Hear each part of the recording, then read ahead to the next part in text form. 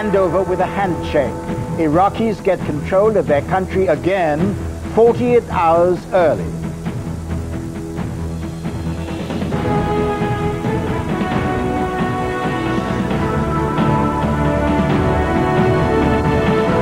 President Bush called it a day of hope for Iraq, but the violence goes on. A British soldier was killed today in Basra.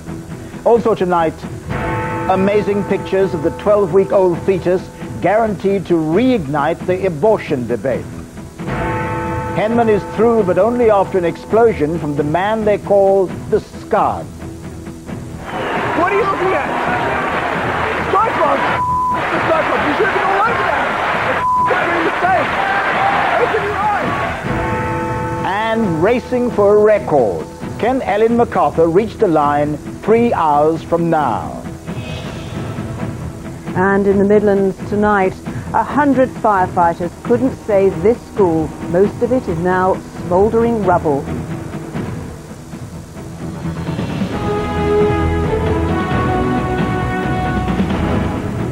Good evening. History was made in a surprise ceremony in Baghdad today as partial power returned to the Iraqi people after 15 months of American occupation. It was top secret and low-key, and 2 days earlier than anyone expected. The Americans took the decision to do the handover today to try to surprise those insurgents planning to disrupt the scheduled handover on Wednesday. Our Middle East correspondent Julian Mannion reports from Baghdad. The Coalition Provisional Authority will cease to exist on June 28. There were no fanfares, no flags. Instead, power was handed over in a small private ceremony inside the American-controlled Green Zone. There, the head of the Coalition Authority, Paul Bremer, declared the end of the occupation and what he called full sovereignty for the new Iraqi government. Sincerely, L. Paul Bremer, ex-administrator of the Coalition Provisional Authority. Paul Bremer seemed almost relieved to have declared himself out of a job which proved far more difficult and dangerous than he can possibly have imagined. Dr. Iyad Alawi, Prime Minister of the new interim government, is now publicly at least the most powerful figure in Iraq. This is a historical day for transfer of sovereignty to the Iraqi government and the Iraqi people. Soon afterwards, Paul Bremer headed out to his waiting plane, underlining Washington's message that a new chapter is beginning. But how much power is being handed over, and how much will America retain? The limits of the power being handed over to the new Iraqi interim government are clearly demonstrated here in the Green Zone, which remains the center of American power in Baghdad. This is Saddam's former Republican palace, historically the seat of power in Iraq. The new Iraqi government has asked to use it, but the Americans have refused, and it will now become part of the US Embassy. Coalition commanders are hoping that the new government will motivate the Iraqi army and police. Today, Iraqi troops celebrated the handover at a ceremony in the town of Baquba, which has recently seen violent clashes with the insurgents. In the streets of Baghdad, there is now some hope. Iraq is going to looking forward a better prosperity, looking forward better future. That's all the Iraq is waiting for. And there's also doubt. We want security and stability, and I do not expect that this government can achieve that. Today's early handover may have wrong-footed the insurgents, but few doubt that Dr. Alawi and the coalition forces will soon be facing a fresh wave of violence. Julian Mannion, ITV News, Baghdad. So precisely what sort of power does the new Iraq government have? Its main job is to organize democratic elections to be held by January next year. Its main challenge is security. The government will control Iraq's army and police force, but it will have no control over foreign troops. More than 160,000, mainly American, will remain in Iraq.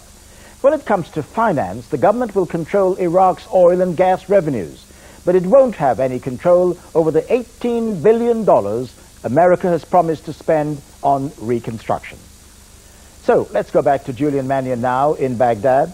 Julian, how great is the expectation that this partial handover will bring an end to the violence? Well, I'm afraid to say it hasn't brought it tonight. A short time ago, we heard a series of loud explosions, mortars or rockets, coming from the direction of the Green Zone. But on the other hand, there have been expressions of hope in Baghdad today, at least in some quarters. And one does get a feeling that there is a real window of opportunity open here, which could be exploited, which could help to reduce the violence if the government is allowed, and I stress allowed, to gain credibility in the eyes of Iraqis. And part of the route that it's got to take to gaining credibility is being allowed by the American authorities to actually make real decisions and emerge as a real government. If that happens, it could really help to diminish the violence, but the jury is out at the moment. And Julian, is the next big test the ability to organize elections on time? Very much so. It's absolutely key. Indeed, when Dr. Alawi said the other day that he thought the violence might lead to a delay in the elections, he was very sharply reminded by the Americans that the elections had to happen on time. But, and this is the real but, they can only happen if there is an improvement in the security situation. And we are really waiting to see if that is going to happen. Julian Mannion in Baghdad, thank you. And as the handshakes were taking place in Baghdad, the smiles on the faces of President Bush and Tony Blair were obvious. They were attending a NATO summit in Turkey. Mr. Bush from there called it a day of great hope. Mr. Blair, part of a journey for Iraq's people to a new future. From the summit, our international editor, Bill Neely.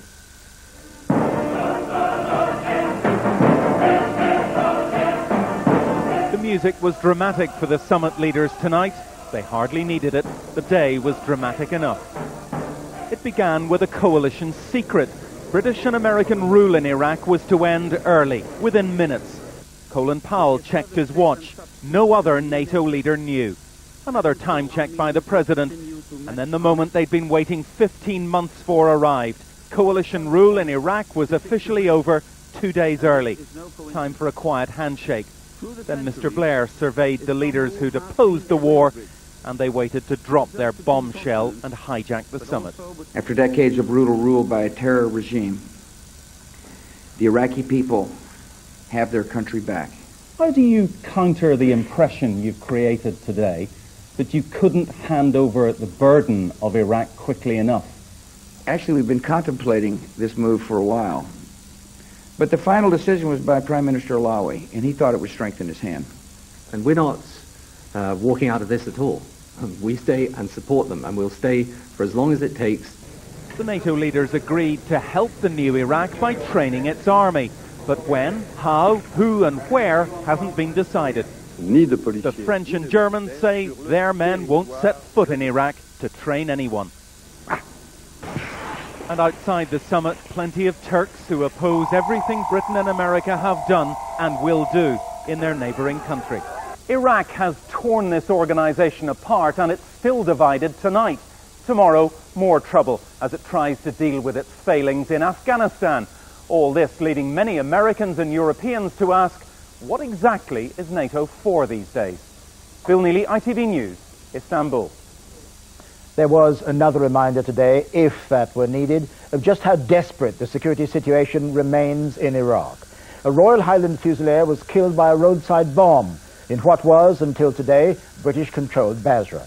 19-year-old Gordon Gentle from Glasgow was in patrol when his convoy was attacked. From Basra, James Smates reports. Barely 2 hours before their role as an occupying force came to an end, an attack on a British patrol in the centre of Basra. This armoured Land Rover was escorting a convoy when an improvised bomb ripped into it, killing one soldier from the Royal Highland Fusiliers, wounding 2 others. Attacks on British forces are common here. Fatalities, though, are rare. This was the first this year in Basra. Particularly sad, then, that it should come so soon before the official occupation ended. The handover of power is politically significant, but doesn't greatly change the day-to-day activities of the British Army here. Ultimately, they remain responsible for security. And as this morning's attack shows, they also remain the prime target of those who oppose the new Iraq. On the streets, the new Iraqi police will, from today, be taking the lead role. But they are still being trained by British forces, and their ability to take on determined and often brutal terrorists is open to considerable doubt. So the patrolling by day and by night and the exposure to attack will continue. The fact these troops are no longer occupiers but here by invitation is largely lost on ordinary Iraqis. All of those we spoke to want to see the British out, though not quite yet. Policemen should provide security, not coalition forces. With Iraq now sovereign, it seems, for the time being at least, British forces will continue to be tolerated, if not particularly liked. James Mates, ITV News, Basra. The 600 or so terrorist suspects held by the Americans at Guantanamo Bay in Cuba won a significant victory today. They've finally been given leave to legally challenge their detention. 4 Britons are among them. It doesn't mean they'll be freed, but it does mean they're no longer in legal limbo and can at last take President Bush to court. From Washington, John Ray reports. They are held without charge, without trial, without access to lawyers, and without time limit. The legal black hole that is Guantanamo Bay has become the most controversial symbol of America's uncompromising war on terror. What we think about is keeping them off the battlefield so they can't go out and kill more people. 600 or so are detained there. All now have the right to challenge their incarceration. Among them 4 Britons, including Mohsin Beg, who faces military judge and jury. I'm very much worried about his mental health. He was kept in solitary confinement for a very long time, and I don't know what his mental condition is. Those held in Guantanamo have been branded enemy combatants. The camp was established on a US base in Cuba to avoid giving inmates rights under US law, rights to which they will now have access. A stinging rebuke for the Bush administration was how one lawyer representing British detainees described today's ruling here at the Supreme Court, a ruling that even referred back to ancient rights of liberty enshrined in the Magna Carta. This is a stunning blow to the Bush administration's claim that it has unchecked authority to lock anyone up anywhere in the world. And it's a resounding victory for the people in Guantanamo who will now get their day in court. 5 British detainees have already been released. Britain has warned the US the 4 remaining won't get a fair trial at Guantanamo. Relatives of the men say they won't rest until their sons return home. John Ray, ITV News. The government began legal action today in this standoff over Humberside's chief constable. David Westwood is still in his job. His police authority are refusing to suspend him, as requested by the Home Secretary, over his force's failure to keep checks on Ian Huntley. Mr. Blunkett now taking the authority to court, and police investigating the stabbing last week of the schoolboy Kieran Rodney Davis in West London have charged 2 16-year-olds with his murder. They'll appear in court tomorrow.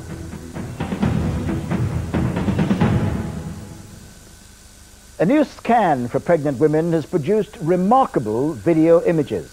For the first time, they show the movements of fetuses as young as 12 weeks, and they've given a new dimension to the abortion debate. They show what looks like walking, thumb-sucking, eye-opening and yawning, all before the age at which they can be aborted. Mark Webster has our report. Stunning in their clarity, these are pictures of a fetus climbing the wall of the womb at just 12 weeks old. Only 3 inches long and unable to survive outside the womb, new scanning techniques have given an unparalleled insight into just how active, and sometimes apparently bored, the fetus can be. Doctors hope it will help them diagnose conditions like Down syndrome earlier, but it's also bound to provoke further debate over abortion.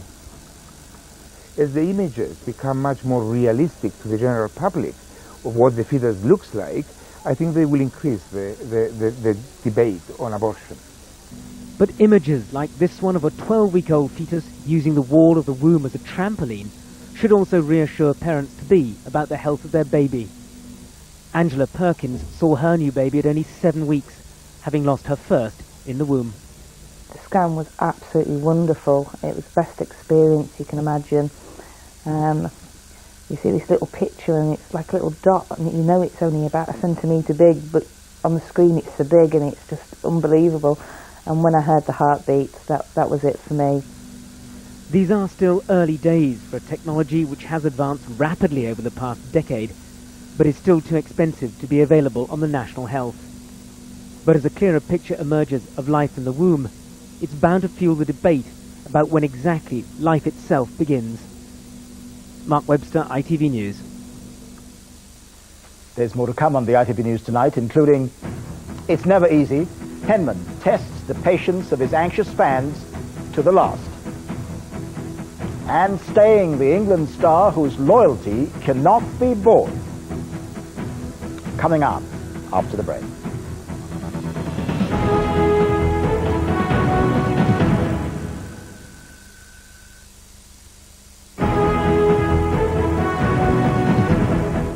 Welcome back. The clock is ticking. The British yachtswoman Ellen MacArthur has just under 3 hours to break another world record. This time, it's the fastest single-handed west-to-east transatlantic crossing. She's got about 50 miles to go to reach Lizard Point in Cornwall. Helen Callahan reports.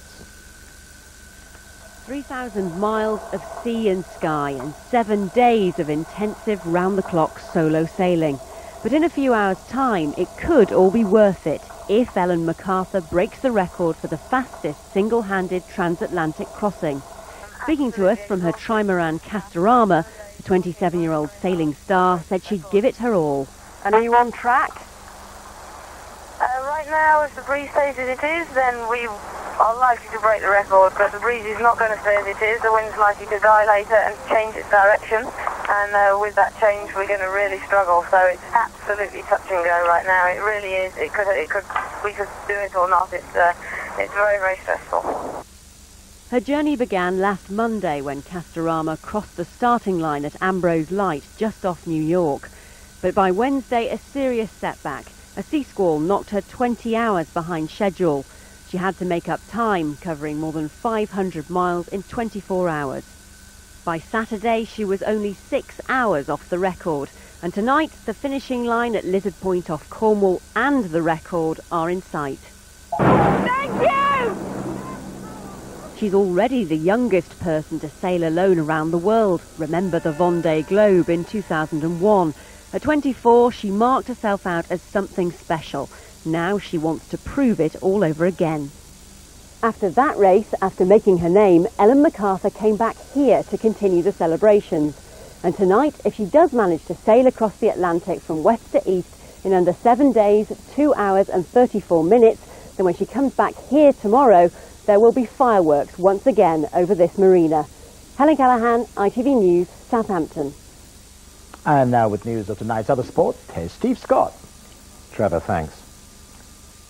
Well, they were put through the mill on Henman Hill, but the evening ended in celebration for thousands as Britain's #1 beat Mark Philippoussis for a place in the quarter-finals at Wimbledon. The Australian lost his cool on the way to losing the match in an exchange straight from the McEnroe School of Tennis Etiquette. Jonathan Wills was watching. What are you looking at? Cyclones! Cyclones, you should have been all over that! That's not right, what are you looking at? What are you saying?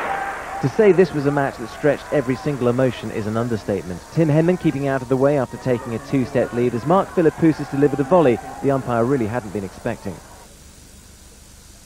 The comeback was, of course, as inevitable as an England footballer missing a penalty shootout. The tiebreak going to the Australian.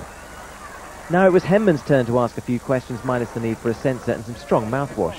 How can there be so many mistakes? 2 sets to 1 up, and Henman was tantalisingly close with 2 match points in the fourth before Philippoussis snatched them away. But just as the fans were about to say never again, hope. Even the Royal Box were joining in with the Mexican wave as Henman closed in on another tiebreak and those all-important words.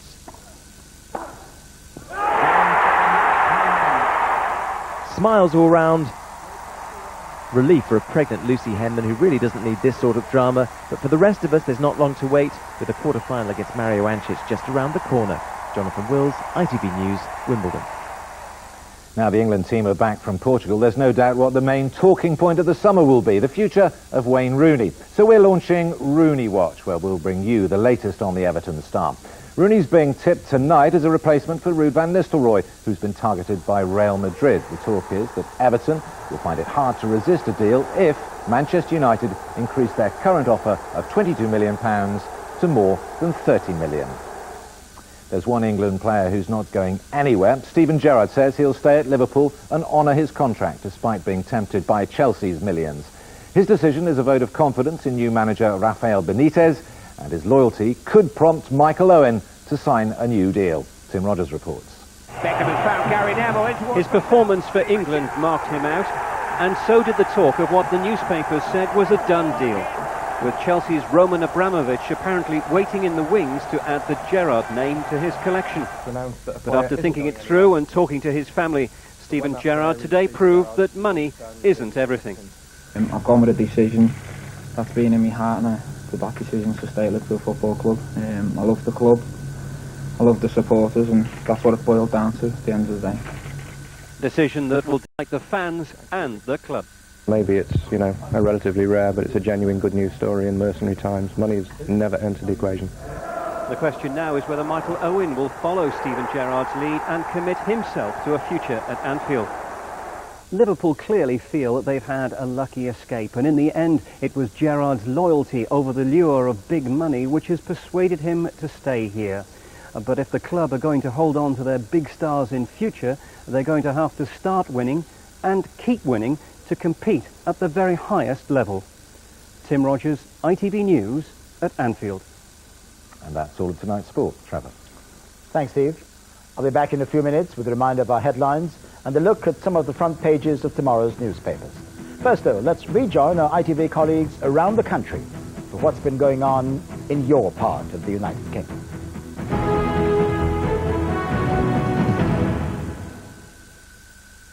School destroyed in fire. You're watching Central News with Luella Bailey. Good evening. Firefighters are still damping down at the Avon Valley School in Rugby, which caught fire in the early hours of this morning. The site's been gutted, but the head says they're determined to rebuild over the next couple of years. Eric McInnes reports. Almost all of the buildings at the secondary school in Rugby have been destroyed. Arson is a possibility. Pupils and staff are stunned.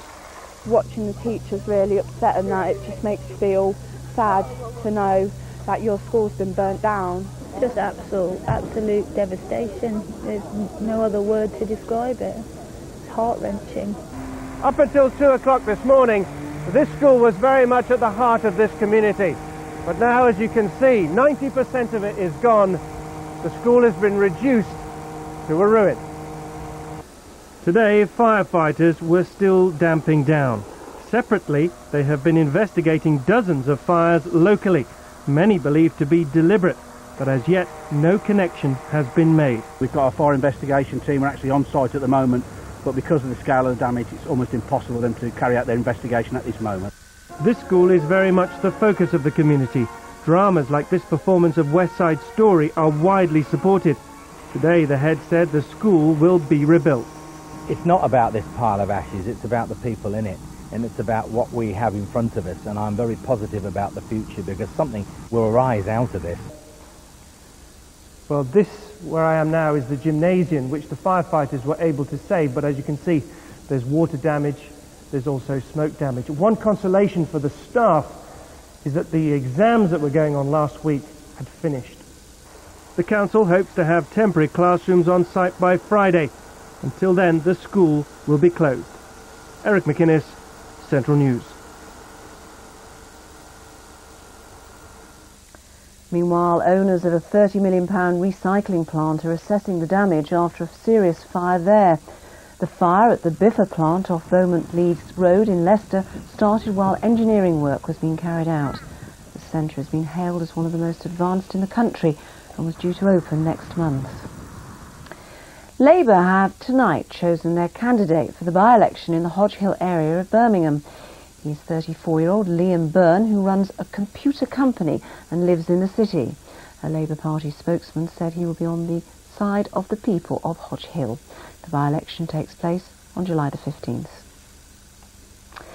Now, London may have the highest property prices, but the Midlands is the most expensive place to be, buried when you pass away.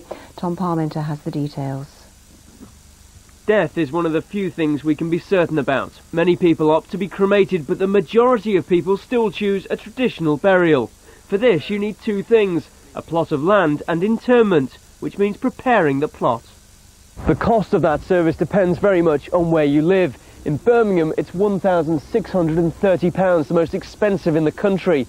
Sandwell in the Black Country, just over £1,400. Stoke-on-Trent, just below £1,100. Tamworth in Staffordshire, £538. And Rugby in Warwickshire is the cheapest in the West Midlands. It's cheap because we took a view last year when we were reviewing our prices here to keep a good quality services at a reasonable cost.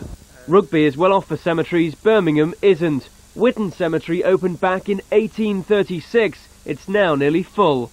That's why they've created 2 new ones, like this one at Sutton Coldfield. This cemetery cost us £1.6 million to build. The other cemetery is costing a similar figure, about £1.6 million. The government is now looking at modernising our burial laws to bring them into the 21st century.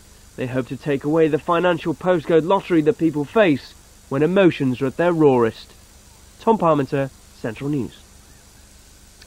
A group of journalists who became so fed up with changes made to their newspaper that they set up in competition are celebrating its first anniversary. Their former employers told them it wouldn't last 6 weeks. Robin Powell reports. These journalists used to work for the Leek, Post and Times, but when the paper was taken over by a national media group, they felt it lost much of its local character. So, 12 months ago, they set up their own rival publication, and it's proved more successful than any of them had expected. You never know how people are going to react to you, and to get nearly 5,000 people buying your paper on a weekly basis is a tremendous achievement. When they set up the new paper, former colleagues at the Post and Times warned them it wouldn't last longer than 6 weeks, but 12 months on, circulation of the Post and Times has fallen, while sales of Your Leek paper have grown and grown. It was said to me that we wouldn't last 6 weeks. Then it was we wouldn't last until Christmas. But here we are 12 months on, and the support we're getting from the local council, the police, the fire, local people, farmers, businesses, it really is brilliant. All this at a time when local papers are in decline. So what's the secret? The editor says it's simple, more local news. He's also revived a tradition the rival paper ditched after its takeover, putting births, marriages and deaths on the back page. They decided what they wanted to give the people. They wanted to give them a modern newspaper, and this is a traditional town. They like traditional things, and we've kept it that way. The Leek, Post and Times told us it had no comment to make. Robin Powell, Central News.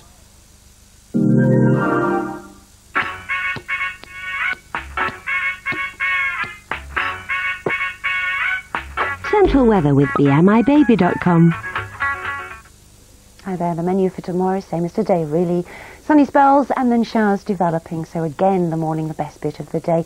If you're up early enough, blue sky, sunshine, and then bits and pieces of cloud developing. As we go through the afternoon, that cloud could be thick enough to drop the odd shower, but fewer showers I think than today, so more in the way of the drier sunny spells. And with temperatures getting up to highs of 21, 22 Celsius, it'll almost feel like summer's back again. And you could well get away with a barbecue tomorrow evening, but don't stay out too late because there is a band of rain pulling in tomorrow night. And that will hang around for Wednesday as well, so a grey, damp one on Wednesday. But tomorrow looks all right. You enjoy that. Bye-bye. Central weather with BMIBaby.com, the airline with tiny fares. And that's it. Now it's time to rejoin Trevor McDonald for the rest of the ITV News. Good night.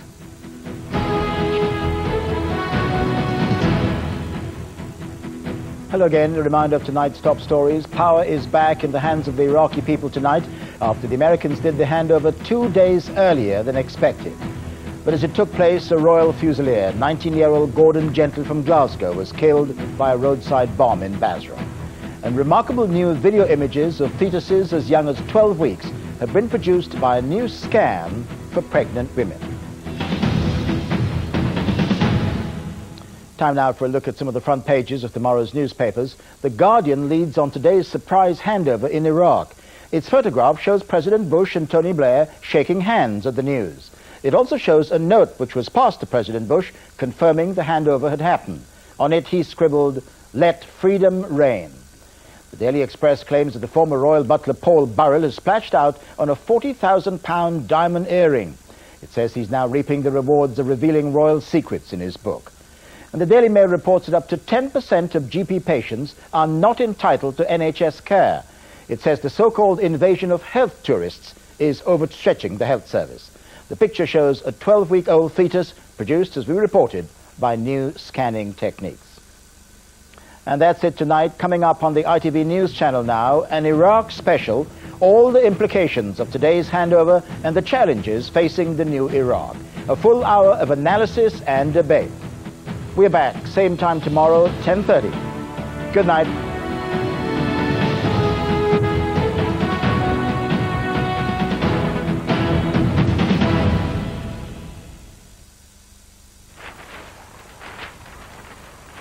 ITV National Weather, sponsored by Powergen.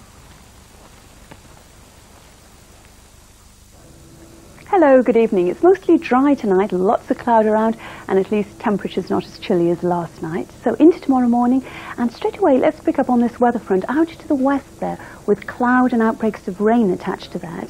Away from that weather front, dry, bright start, some sunshine poking through, and then during the course of the day, well, this front moves ever eastwards, getting into other northern and western parts, down into the north of England as well, and basically dry away from the front. A couple of showers maybe just down there in Devon. So these are our temperatures tomorrow, and it's looking mild in the south, London at 23, 73 in Fahrenheit, Glasgow more like 16 or 61 in Fahrenheit. Let's put these temperatures in context, and we see they're pretty depressed underneath all that cloud and rain. Positive energy from Powergen.